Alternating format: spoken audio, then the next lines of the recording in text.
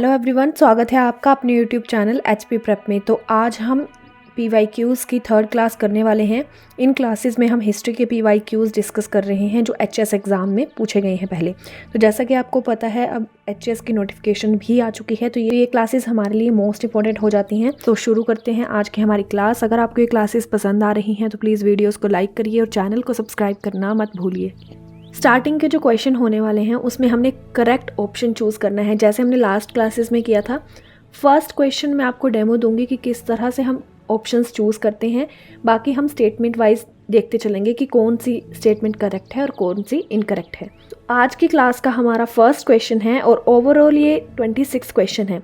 First statement बोलती है, इन 1865 high courts वर established eight Calcutta, Madras, Bombay. कि 1865 में कलकत्ता, मद्रास और बॉम्बे में हाई कोर्ट्स एस्टैब्लिश किए गए। सेकंड स्टेटमेंट है, in 1791 Jonathan Duncan started a Sanskrit college at Varanasi. 1791 में जोनाथन डंकन ने वाराणसी में संस्कृत कॉलेज स्टार्ट किया। थर्ड स्टेटमेंट है, the first telegraph line from Calcutta to Agra was open in 1854। Calcutta से आगरा के लिए पहली टेलीग्राफ लाइन 1854 में शुरू की गई। और लास्ट ऑप्शन है, the Pitt's India act was passed in 1785। Pitt's India act 1785 में पास किया गया। यहाँ पर हमारे पास 4 ऑप्शन दिए गए हैं ABCD, उसमें हमने करेक्ट ऑप्शन देखना है। तो सबसे पहले हम इन स्टेटमेंट्स को देखेंगे कि इसमें करेक्ट कौन सी है। तो फर्स्ट स्टेटमेंट जो है ये हमारी इनकरेक्ट है, ठीक है, क्योंकि कलकत्ता, मद्रास और बॉम्बे में जो हाई कोर्ट्स एस्टैब्लिश किए गए थे वो किए गए थे 1861 में, ठीक है। 1865 नहीं आएगा, यहाँ पर है 1861। तो फर्स्ट स्टेटमेंट हमारी इनकरेक्ट है, तो हम फर्स्ट ऑप्शन को एलिमिनेट करेंगे जहाँ जहाँ हमें फर्स्ट ऑप्शन दिया गया है। तो ऑप्शन नंबर A ये हमारा एलिमिनेट हो जाएगा, ऑप्शन नंबर C भी एलिमिनेट हो जाएगा। अब हमारे पास 2 ऑप्शन बचते हैं। जो सेकेंड ऑप्शन है ये बिल्कुल करेक्ट है। जोनाथन डंकन ने 1791 में संस्कृत कॉलेज ओपन किया था, या वाराणसी बोलो या बनारस बोलो एक ही बात है। किस लिए ओपन किया था? ताकि जो हिंदू लॉ और फिलॉसफी है उसकी स्टडी की जा सके, उन्हें समझा जा सके। तो सेकंड ऑप्शन सिर्फ हमें ऑप्शन नंबर D में दिया गया है, तो हमारा करेक्ट आंसर भी होता है option number D। Pitt's India act है ये पास किया गया था इन द ईयर 1784, ठीक है, 85 नहीं है, 1784 में ये पास किया गया था, ठीक है। तो आई होप फर्स्ट क्वेश्चन से आपको आइडिया लगा होगा किस तरह से हमने एलिमिनेशन मेथड का यूज करना है। क्वेश्चन नंबर 27 है, ये भी सेम वैसा ही क्वेश्चन है। फर्स्ट स्टेटमेंट है, Hyder Ali established modern arsenal in Dindigul in 1757 AD। Hyder Ali था मैसूर का शासक, उसने डुंडिगल में 1757 में आधुनिक अस्त्र शस्त्रों का कारखाना खोला था। ये स्टेटमेंट बिल्कुल इनकरेक्ट है क्योंकि वो 1755 में खोला गया था, ठीक है, 1755 में ओपन किया था। सेकंड स्टेटमेंट है, Hyder Ali died in 1783 AD। ये स्टेटमेंट भी गलत है क्योंकि हैदर अली की मृत्यु हुई थी 1782 में, और वो भी कैंसर की वजह से। थर्ड स्टेटमेंट है, Tipu Sultan planted a tree of liberty at Srirangapatnam. ये स्टेटमेंट बिल्कुल करेक्ट है। And the fourth statement, Tipu Sultan was a member of Jacobin club. ये भी बिल्कुल करेक्ट है। क्वेश्चन नंबर 28 है, which Indus valley sites are in India. कौन सी इंडस वैली साइट्स इंडिया में हैं? ऑप्शंस हैं धोलावीरा, राखीगढ़ी, मोहनजोदारो या गनवेरी वाला। यहाँ पर कुछ मैंने ऑप्शंस बनाए हैं। ऑप्शन नंबर A है 1 और 2, ऑप्शन नंबर B है 1, 2 और 3, ऑप्शन नंबर C है 2 और 4, या ऑप्शन नंबर D है 3 और 4। तो इसका राइट आंसर है ऑप्शन नंबर 1 और 2, ठीक है। तो A ऑप्शन इसका करेक्ट है। धोलावीरा और राखीगढ़ी ये दोनों इंडिया में हैं, जबकि मोहनजोदारो और गनवेरी वाला ये पाकिस्तान में है। अगर बात करें धोलावीरा की तो ये इंडिया के गुजरात में है और राखीगढ़ी ये हरियाणा में है।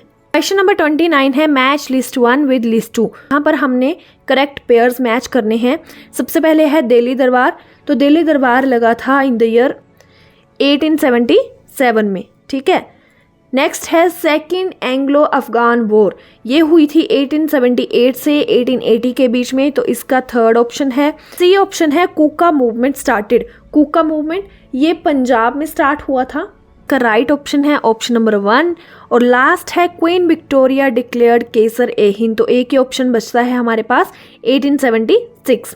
वैसे जो क्वीन विक्टोरिया को केसर ए हिंद का टाइटल है वो जनवरी 1 1877 को ही दिया गया था, लेकिन यहाँ पर हमारे पास लास्ट ऑप्शन 1876 बचा है, तो यही इसका आंसर होगा क्वेश्चन के हिसाब से। ठीक है, अगर बात करें हम दिल्ली दरबार की, तो हिस्ट्री में दिल्ली दरबार 3 बार लगा है। पहला लगा है लिटन के टाइम पर 1877 में, जो अभी हमने क्वेश्चन सोल्व किया।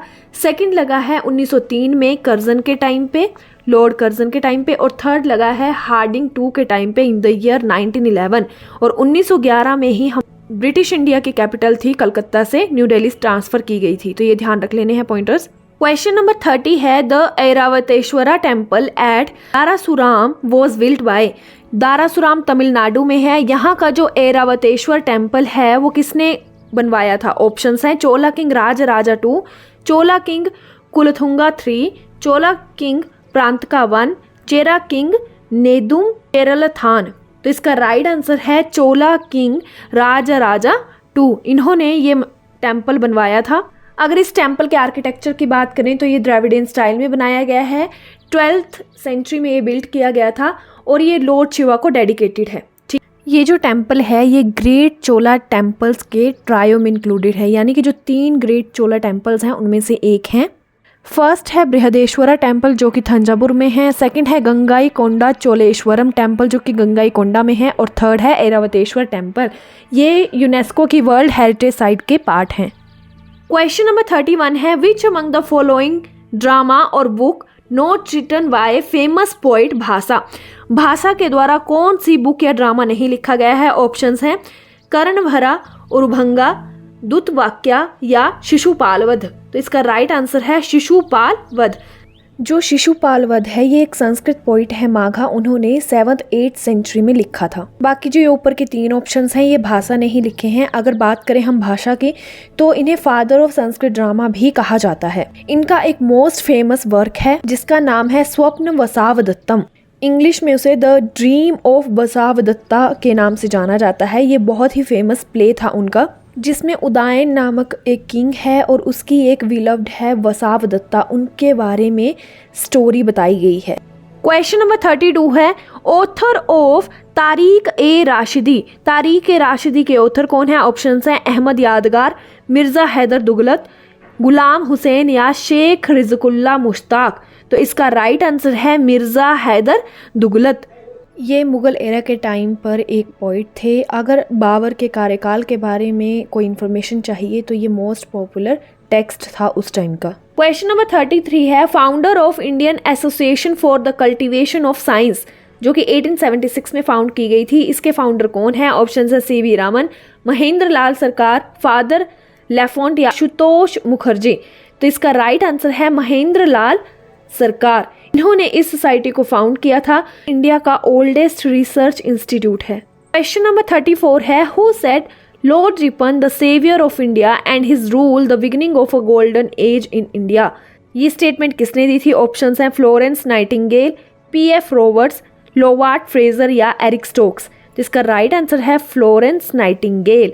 इन्होंने ये स्टेटमेंट दी थी। इन्हें लेडी विद द लैम्प के नाम से भी जाना जाता है। आज का हमारा लास्ट क्वेश्चन है books not written by doctor BR Ambedkar. कौन सी बुक्स BR अम्बेडकर ने नहीं लिखी हैं? तो फर्स्ट ऑप्शन तो बहुत इजी है, ये 2 बार हम कर चुके हैं। लास्ट क्लास में आंसर भी पूछा था लेकिन किसी ने दिया नहीं। तो एनहिलेशन ऑफ कास्ट ये BR अम्बेडकर ने लिखी है। स्टेट्स एंड माइनॉरिटीज ये भी BR अम्बेडकर ने लिखी है। What Congress and Gandhi have done to the untouchables ये भी BR अम्बेडकर की ही बुक है। लेकिन जो इंडिया इन ट्रांजिशन है ये है MN रॉय की। ये MN रॉय ने लिखी है। MN रॉय ये फर्स्ट व्यक्ति थे जिन्होंने कॉन्स्टिट्यूशनल असेंबली की भी मांग की थी और साथ में इन्होंने 1925 में कम्युनिस्ट पार्टी ऑफ इंडिया भी फॉर्म की थी। ठीक है, तो ये थी आज की हमारी क्लास। आई होप आपको ये क्लास पसंद आई होगी। अगर क्लास पसंद आई है तो प्लीज़ वीडियोस को लाइक करिए और चैनल को सब्सक्राइब करना मत भूलिए।